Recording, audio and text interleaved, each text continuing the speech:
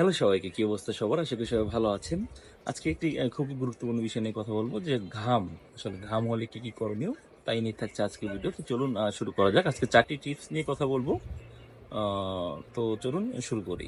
১ম টিপস হলো আপনি যখন অতিরিক্ত ঘামবেন অথবা গরম লাগবে তখন আপনি আ পানি পান করুন। পর্যাপ্ত পানি পান করুন এবং আপনার যদি বেশি সমস্যা হয়ে থাকে তবে আপনি অবশ্যই ওআরএস পান করুন এবং চিনি পানি পান করুন। চিনি অথবা লবণ মিক্স করে একসাথে পানি পান করুন।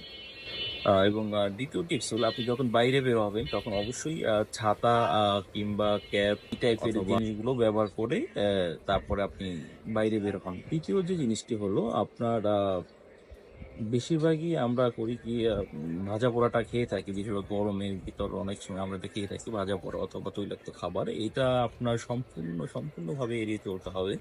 ৪র্থ টিপসটি হলো একটা জামাকাপড় হালকা রাখার চেষ্টা করুন। এতে আপনার শরীরে বাতাস ঢুকবে। বাতাস ঢোকার কারণে আপনার শরীরটা ঘাম কম হবে।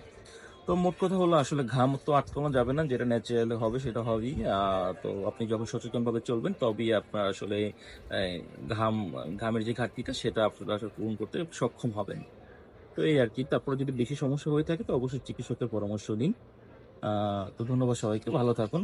ভালোবাসুন নিজেকে।